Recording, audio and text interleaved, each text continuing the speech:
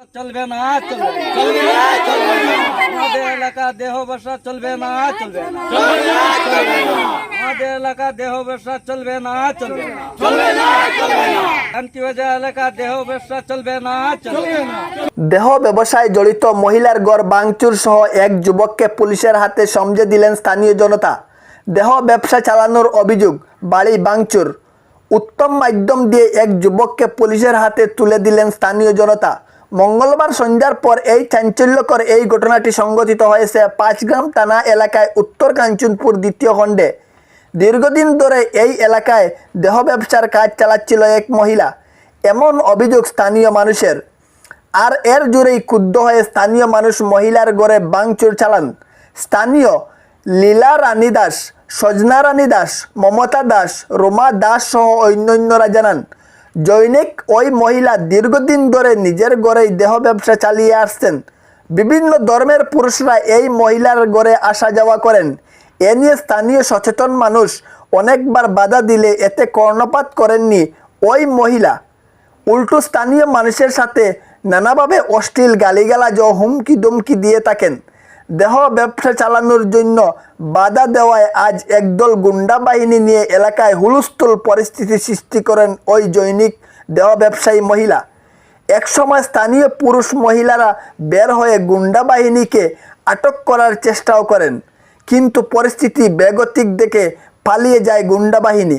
পরে স্থানীয় মানুষ ক্ষুব্ধ হয়ে ওই মহিলার ঘরে ভাঙচুর চালান।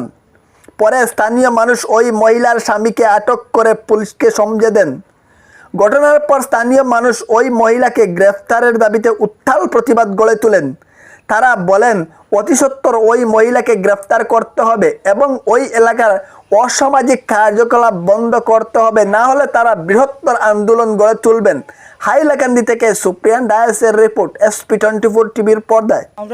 আমাদের এখানে যে একটা মেলুক মানুষ অকথ্য জঘন্য ভাষা ব্যবহার করে, নানান ধরনের অত্যাচার করে, গ্রামের মানুষ মিলিয়া এই গালাগালি করে, নানান ধরনের ব্যবসা করে, এই যে গৃহ ব্যবসা করে, নানান ধরনের বিভিন্ন ধরনের মানুষ হয়। আমরা তো চিনার মতো ক্ষমতা নাই।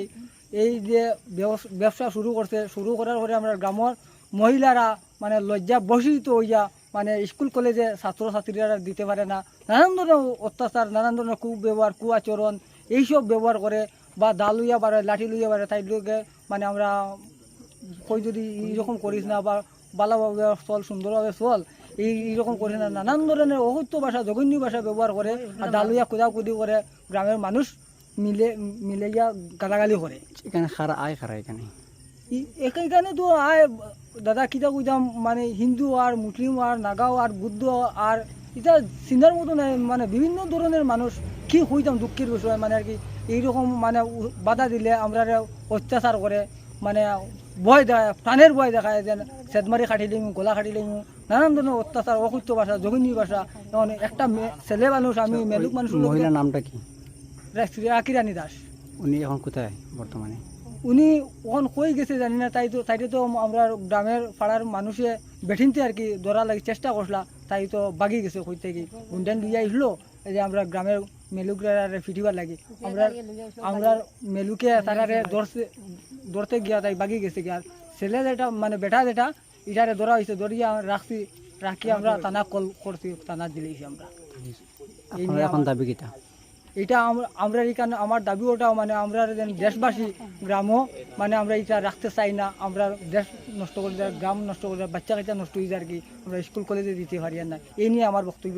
আমি কি বলবো, এই যে এরকম কাজ করে আমারও সত্যি খারাপ লাগে। আমার যে দুইটা বাচ্চা আছে, তাই বাচ্চার কারণে আমার বাচ্চারে মোটামুটি আমার বাচ্চা গেতা এই এলাকার যত বাচ্চা আছে সামনের দিকে বের হইতে পারে না, বাইরনির পরেও একটা না একটা তার বাচ্চা নিতে পারে।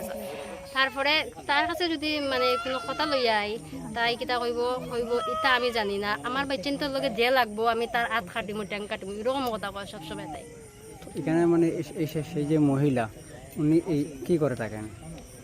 কি করে এখন ঘরের ভিতরে কি করে কি হয়, তার ঘরে তো দেখি অনেক মানুষ আয়, কিন্তু ঘরের ভিতরে কি করে সেটা তো আমি দেখি। মানুষ আয়, অনেক মানুষ খারা এখন মানুষ